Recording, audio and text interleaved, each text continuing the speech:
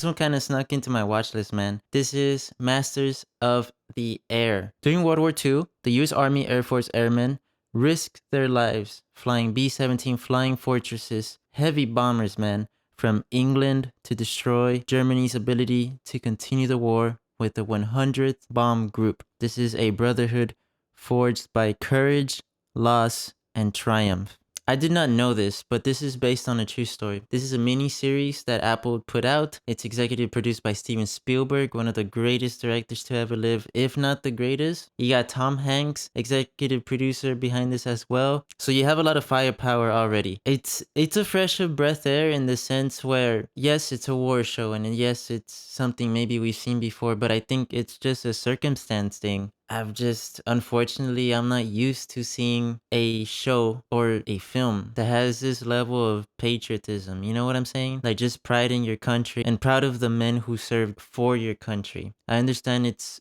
important to call out the government and all of that shebang, but it's also very important to make films like these. I think it just kind of reminds us of the sacrifice and why not to have war. I welcomed it in that sense. And there's a lot of comparisons of this show to Band of Brothers. Luckily for you, I haven't seen Band of Brothers. Maybe I will one day, and if I do, I'll put a review on it. I'm not going to sit here and compare both. I can't speak to that. I'm giving this purely mid-season review. I've seen episodes 1 through 4, so I will give the review on the whole season after episode 9 is released, which should be about a month from now. So let's get to it. This is a show who for the most part follows Major John Egan, Bucky for short. He's played by Callum Turner, and his brother from different mama, Major Gail Clevin, or Buck for short. Bucky, Buck. There's actually a good joke in the show where they acknowledge that there's a shortage of nicknames in the United States Air Force. These two men, in different ways, you see how they not only want to survive, but they want to bring everyone else along with them, and they both try their best. Major Gail Clevin, Buck for short, doesn't drink alcohol, doesn't really like sports, doesn't really go dancing with girls, mostly to himself, but he'll go out with his friends because he'll just go out for the hang. He's someone who showcases a lot of fighting spirit and is such a tank of a character, man. He could be in the midst of the most bloody image ever.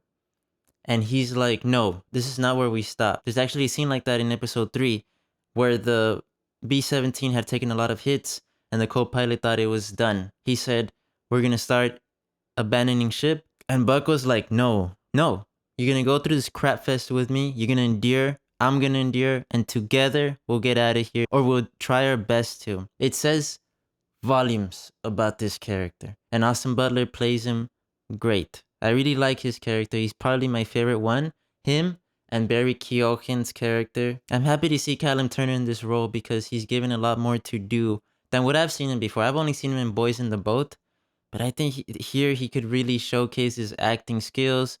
He could showcase this different personality that he can play. This character who falls into vices to try to compensate for the mental toll that this war gives him. But he's doing his best to try to get everyone to survive. He's trying to get himself, even if it means to get demoted, to the best leadership position where he says, up here, I can't help that much, but if you demote me, I can help my boys out more. I'll be a better leader there. He's that type of guy, man. He's the type of guy who prioritizes others before himself. It's a brotherly thing, and you see it throughout the show. And I'm just really happy to see him in this show. Like, it feels like he's being given more opportunity to act. One of my picks for stand-up performances has to be Barry Keoghan, who keeps on surprising me. Subtle, nuanced, but human performances where he plays great supporting characters from what I've seen him. Banshees of Inisherin, and he continues with this one. This guy's slowly becoming one of my favorite actors. It's Irish. It's an Irish thing. You know what I'm saying? You got Cillian Murphy up there for me, Paul Mescal, and now this guy. Like, so talented, so talented. What this show does really good that is honestly very impressive is the attention to details, little things, man. Like, I never thought about. It makes this B-17 so much more alive and so much more realistic. There is a heavy realism tied to all of this, where the miniseries illustrates and it shows every single check you have to make before this tank of a plane could go up into the air, or the ball turret where you could tell it's usually the smallest one in the group who can go down there. And I looked it up, and it's because that gun turret in the bottom of the plane is specifically for people who are 5'4", or under.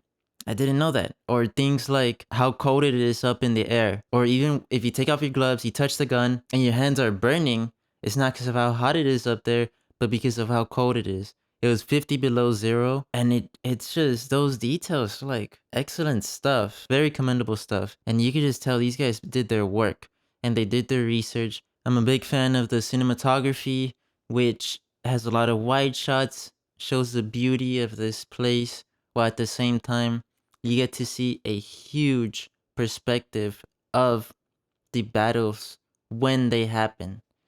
And there's this episode 3. So episode 3 is when everything goes down. And I don't want to say much because I know there's people who haven't seen it, but essentially it's a mission gone wrong scenario. And it's in here where you see losses of not just characters you didn't know, but characters you've been with for the past 3 episodes, where you see how the show is not going to hide from the realism. It's like, this is how it happened, this is how it was, this was the chaos, the disaster, and this is what our boys went through. It's crazy, man. Like, that episode, you just have to watch it. You have to watch that episode. Barry Keoghan, again, stand out. He shines in that episode. Little tweaks to his face, little expressions that he's able to make. And there's a specific shot, and it's told from the POV of Austin Butler's character, Buck, where it pans from left to right. And you see pure chaos everywhere. Every single frame depicts the violence of war and of being up there. That being said, the technical aspect of it has to be there in order for you to be immersed. So the cinematography, the visual effects in this show are pretty great, and the sound editing ties to it really well. Tying to this theme, one of my favorite books is Unbroken. Tells the story of Louis Zamperini. Long story short, I don't want to really talk about that because I'm not here to talk about that. He was this man who had a troubled childhood. He ran for us in the Olympics. He served in the Air Force during World War II in a B-24. He was stranded at sea for, I believe, 42 days after that B-24 crashed. And then he was a POW prisoner. I loved the book by Laura Hillenbrand. She did her work. She did amazing research for it. The film itself was a bit lackluster when it came to Louis Zamperini's character. I'm afraid that something like that might happen in Masters of the Air, because my biggest critique for it is the depth of its characters. Mind you, whenever I critique war movies or movies that are very inspirational or impactful based on a true story, I am not critiquing the story itself. I'm critiquing the depiction of it. The story itself is probably the most inspirational thing, which I can tell you, I've done research on Bucky and Buck, and it is. I'm excited to see where they continue going with this. But I'm hoping for more character depth. Just coming off episode 4, I would say this is the weakest episode in the series so far. I do think there was a poor choice done in the end, and I am going to give you a spoiler alert here.